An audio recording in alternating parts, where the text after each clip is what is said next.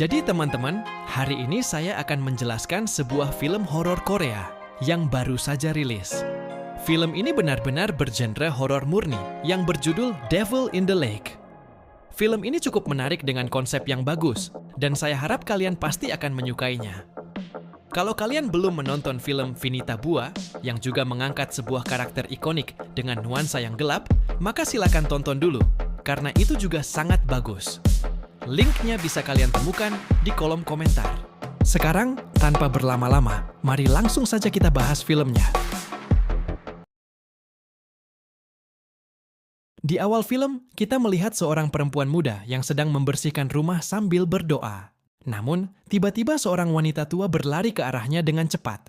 Melihat hal itu, si perempuan berteriak keras dan langsung berlari keluar menuju danau. Setelah itu, adegan langsung dipotong.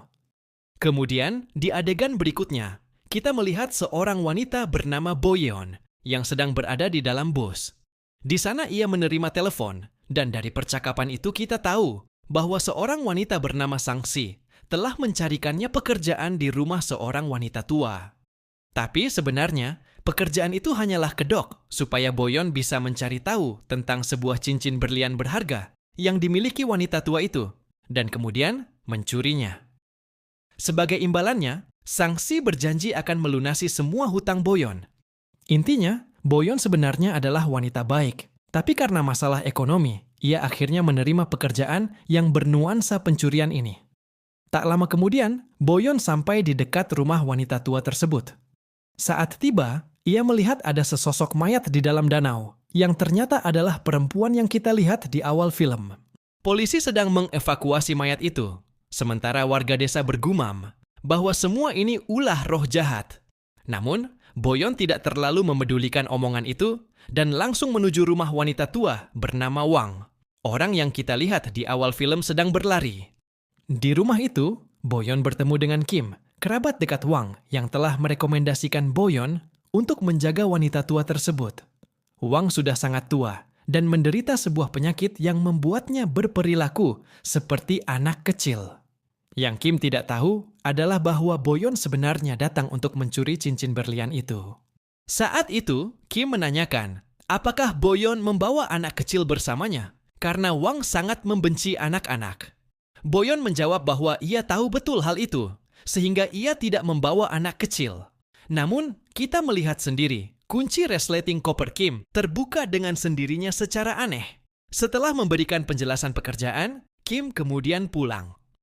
Ketika Boyeon masuk ke kamarnya, tiba-tiba seorang anak kecil berlari dan memeluknya. Ternyata itu adalah Dahyun, anak perempuan Boyeon.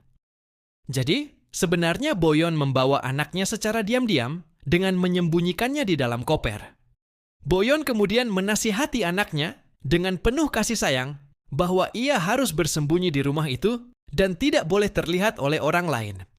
Di adegan berikutnya, Boyeon mendekati Wang dengan tujuan mencari tahu soal cincin berlian. Ia mengatakan seolah-olah dirinya memiliki barang berharga dan bertanya sebaiknya ia menyembunyikan barang itu di ruangan mana. Dengan cara yang aneh, Wang membawanya ke sebuah ruangan. Boyeon menduga bahwa cincin berlian itu mungkin disembunyikan di sana. Tapi setelah mencari, ia tidak menemukan apapun. Sementara itu, anaknya Dahyun yang sedang bermain di ruangan tersebut menggambar sesuatu di dinding. Gambar itu tampak menyeramkan dan membuat Boyeon merasa sangat aneh. Namun tiba-tiba, sesuatu yang lebih menyeramkan mulai terjadi di dalam rumah itu. Kim menelpon Boyeon dan memperingatkannya agar jangan sampai mendekati danau, serta jangan pernah membiarkan tetangga masuk ke dalam rumah. Saat itu Boyeon melihat dari jendela bahwa anaknya, Dahyun, justru melompat ke danau yang sama, di mana sebelumnya ia melihat mayat. Panik, Boyeon langsung berlari untuk menyelamatkannya. Namun, ketika sampai di tepi danau, ia tidak melihat putrinya. Ia pun mengira Dahyun sudah tenggelam, tapi tiba-tiba Dahyun muncul dari belakang. Boyeon pun sangat marah dan memarahinya. Setelah itu, ia membawa anaknya ke kamar mandi untuk dimandikan. Di sana, ia melihat begitu banyak rambut berserakan di lantai kamar mandi. Ia mencoba membersihkannya, tetapi anehnya rambut itu semakin banyak dan terus bertambah.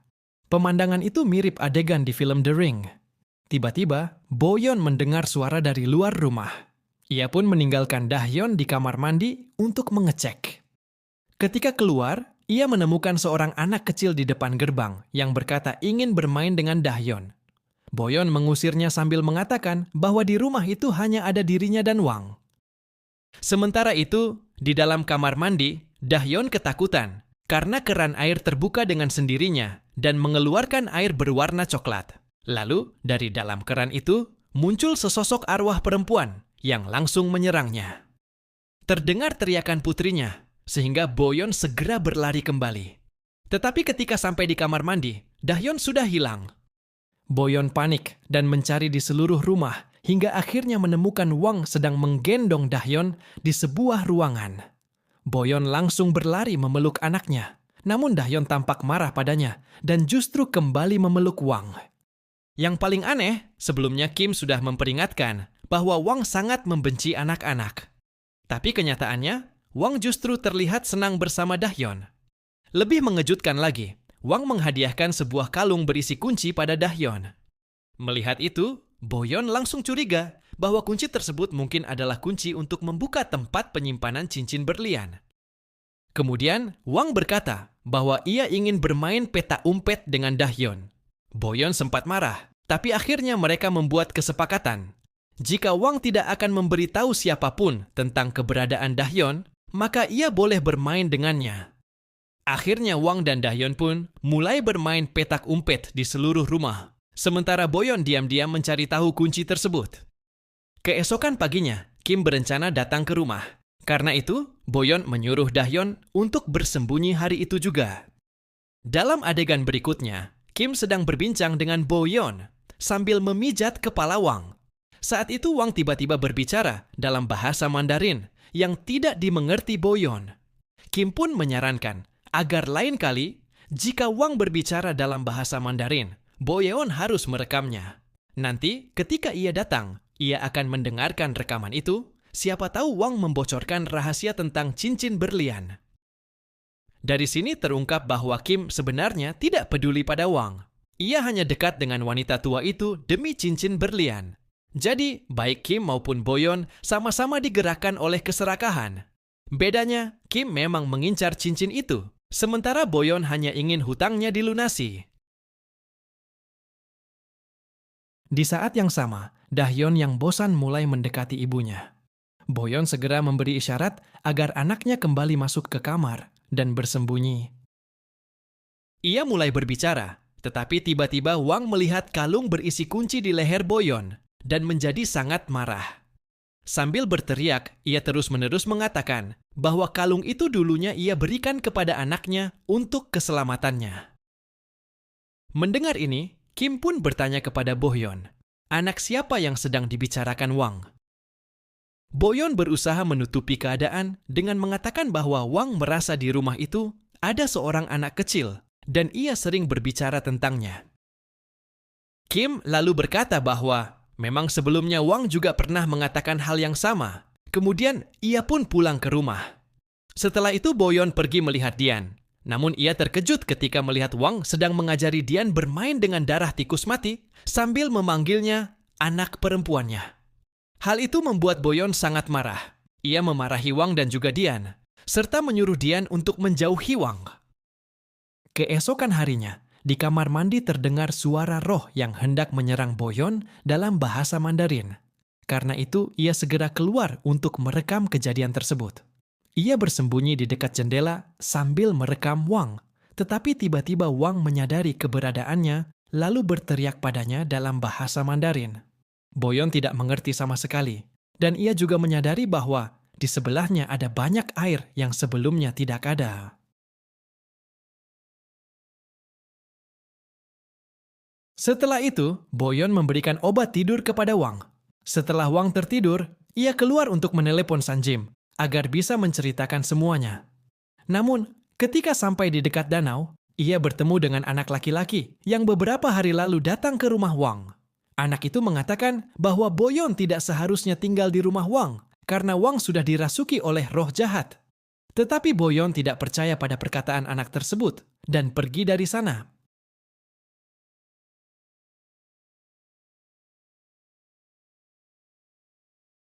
Tidak lama kemudian, ia melihat dua orang di dekat danau sedang melakukan ritual.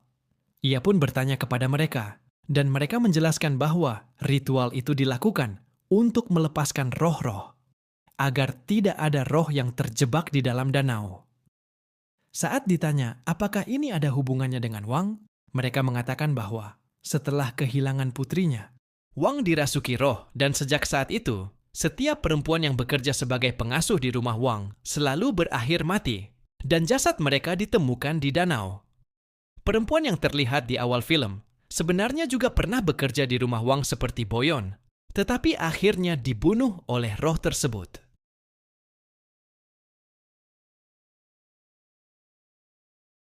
Sementara itu, Dian yang sedang sendirian di rumah kembali melihat roh gadis kecil itu. Ia ketakutan lalu berteriak. Saat itu Boyon datang dan menanyakan kenapa ia ketakutan. Tetapi Dian tidak menjawab dan malah bersembunyi di dalam lemari. Pada saat bersamaan, Kim sedang dalam perjalanan menuju rumah Wang. Boyon menyuruh Dian tetap bersembunyi di lemari, lalu pergi mencari Wang. Namun, Wang tidak ada di rumah, sehingga ia pergi ke danau dan mendapati Wang pingsan di sana. Ia pun membawa Wang kembali ke kamar dan membaringkannya. Ketika Kim datang, Boyon berbohong dengan mengatakan bahwa Wang berusaha bunuh diri dengan melompat ke danau, tetapi ia berhasil menyelamatkannya. Kim langsung curiga pada Boyon karena ia tahu betul bahwa Wang tidak mungkin pergi ke danau dengan sendirinya. Karena itu Kim meninggalkan Boyon di kamar dan mulai memeriksa seluruh rumah. Sementara itu, Boyon menyadari bahwa putrinya, Dian, tiba-tiba hilang dari dalam lemari. Ia panik lalu mencarinya ke seluruh rumah, tetapi tidak menemukannya. Di sisi lain, Kim menemukan gambar-gambar yang dibuat oleh Dian di dinding rumah. Melihat itu, Kim pun menyadari bahwa memang benar ada seorang anak di dalam rumah tersebut. Ia pun menanyai Boyon tentang hal itu, tetapi Boyon ketakutan. Sarah akhirnya mengatakan seluruh kebenaran dan berkata bahwa ia akan membantu menemukan cincin berlian, tetapi sebagai gantinya dia harus membantu mencari anaknya. Namun, Kim marah dan mengusir Boem dari rumah.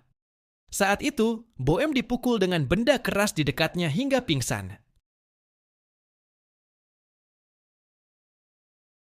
Ketika sadar, ia mulai mendengar suara penyihir dari dalam danau. Maka, demi melindungi anaknya, ia pun masuk ke danau. Tetapi ternyata, anaknya tidak ada di dalam sana. Justru roh jahat berusaha menenggelamkan Boem ke dalam air. Untungnya, wanita ritual itu datang menyelamatkannya dan membawanya ke rumahnya. Di sana, wanita itu menceritakan masa lalunya bahwa Wang sebenarnya kerasukan, tapi ia sendiri awalnya tidak tahu. Karena itulah anak lelakinya sering bermain di rumah Wang, dan Wang pun memperlakukan anak itu seperti anaknya sendiri. Namun suatu hari, jasad anaknya ditemukan di dekat danau. Setelah mendengar itu, Bong menjadi semakin khawatir dengan keselamatan anaknya. Ia pun segera pergi ke rumah Wang dan kembali mencari-cari di setiap sudut. Saat memeriksa lebih teliti, ia menemukan sebuah pintu tersembunyi di dalam lemari. Ya, ada pintu rahasia di sana. Begitu pintu dibuka, ia menemukan sebuah ruangan tempat praktik ilmu hitam. Dan di dalamnya ada Dayan yang pingsan. Di sana pula Boem melihat sebuah loker dengan kunci kalung yang pernah dipakaikan Wang. Namun, Boem tidak membukanya dan langsung membawa Dayan keluar. Saat hendak kabur, Wang datang merebut kunci dan melarang mereka pergi. Wang memperingatkan bahwa roh di sungai akan membunuh Boem dan Dayan. Tetapi Boem tidak mempercayainya. Karena ia sudah diberitahu oleh pasangan tetangga bahwa roh itu hanyalah tipuan. Wang pun menjelaskan bahwa anak tetangga itu sebenarnya sudah meninggal 30 tahun lalu. Dan roh jahat itulah yang menipu orang agar masuk ke dalam danau. Namun, Boem tetap tidak percaya dan tetap pergi menuju danau bersama anaknya. Sementara itu, Kim akhirnya menemukan cincin berlian. Tapi begitu ia mencoba keluar bersama cincin itu, ia justru terbunuh. Di sisi lain, ketika sampai di dekat danau, mobil Boem tiba-tiba mogok. Lalu ia melihat roh anak perempuan di dalam mobilnya. Karena panik, Dayan langsung turun dan lari menuju danau. Ibunya pun berusaha mengejar, namun Dayan sudah lebih dulu melompat masuk ke dalam air. Boem akhirnya ikut melompat untuk menyelamatkan anaknya. Begitu berada di dalam danau, roh jahat kembali menyerangnya dan berusaha membunuhnya. Namun, Wang ikut terjun ke dalam dan menyelamatkannya dengan cara mengalihkan serangan roh jahat itu ke dirinya sendiri. Wang menyuruh Boem segera pergi bersama Dayan. Pada akhirnya, Boem berhasil keluar dari danau dengan selamat dan menemukan anaknya berdiri di tepi danau. Pada dasarnya, Wang mengorbankan dirinya demi menyelamatkan Boem dan Dayan. Dan rupanya, pengorbanannya juga ada hubungannya dengan cincin itu. Kemudian, 1 bulan setelah kejadian tersebut, kita diperlihatkan Boem yang sedang menceritakan seluruh peristiwa itu kepada seorang polisi. Polisi tersebut juga menerjemahkan rekaman berbahasa Mandarin yang ditemukan. Dalam rekaman itu, Wang berkata kepada anak Boem agar menjauh dari danau dan juga memperingatkan bahwa ada seseorang di belakang mereka. Saat itu barulah Boem sadar bahwa Wang sebenarnya tidak kerasukan, melainkan hanya bisa melihat roh anak-anak, termasuk roh anaknya sendiri. Sebenarnya, Wang selalu berbicara dengan roh anak-anak itu. Namun, warga desa menganggap Wang kerasukan. Lalu diperlihatkan kilas balik ketika Wang masih muda. Saat itu, ia sedang bermain peta umpet bersama putrinya. Anaknya secara tidak sengaja jatuh ke dalam danau itu dan meninggal. Setelah itu ia menjadi roh dan mulai berkeliaran di dekat danau serta di rumahnya. Film ini pun berakhir di sini. Nah, untuk benar-benar memahami film ini, kita harus memulainya dari ending scene. Jadi, Wang di masa mudanya datang, tinggal di desa ini bersama anak perempuannya. Tetapi suatu hari, saat bermain petak umpet, anaknya secara tidak sengaja jatuh ke dalam air dan meninggal di dalam danau itu. Karena itulah Wang biasa bermain petak umpet dengan penyihir. Di film disebut Dayan. Hal itu memberi Wang trauma yang sangat besar, hingga ia menolak untuk menerima kenyataan bahwa anaknya sudah meninggal. Di sisi lain, setelah anak Wang meninggal, ia menjadi roh dan terus muncul di hadapan Wang karena ia menginginkan kasih sayang ibunya. Namun, sang ibu yang masih dalam trauma besar itu tidak pernah menerima bahwa itu adalah roh. Karena itulah roh anaknya menjadi sangat sedih hingga membunuh siapapun yang mendekati Wang. Entah itu anak tetangganya atau bahkan Boyon. Pada dasarnya, roh anak Wang menjadi sangat posesif. Ia tidak ingin ada orang lain yang mendekati ibunya.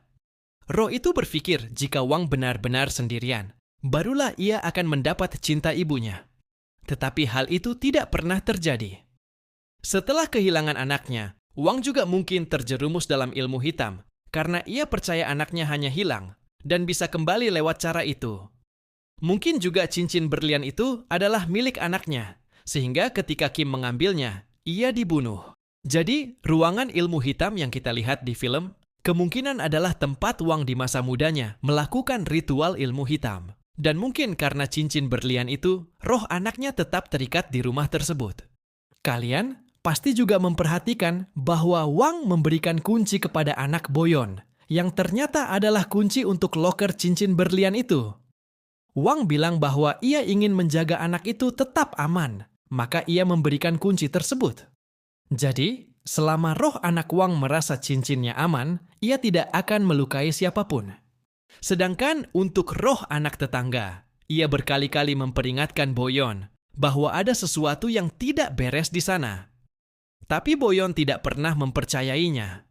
Hingga akhirnya, ketika roh anak Wang ingin membunuh Boyon, Wang mengorbankan dirinya sendiri untuk menyelamatkan Boyon. Karena saat itu Wang benar-benar sudah menganggap penyihir itu sebagai anaknya dan tidak ingin roh itu hidup tanpa seorang ibu lagi setelah Boyon mati. Dan pada akhirnya, dengan kematian Wang, roh dirinya dan roh anaknya mungkin bersatu dan mendapatkan kebebasan bersama. Jadi teman-teman, itulah kisah film Devil in the Lake, film horor Korea. Semoga kalian menyukainya. Kalau suka, jangan lupa like videonya. Dan kalau baru di channel ini, silakan subscribe. Sampai jumpa di video berikutnya.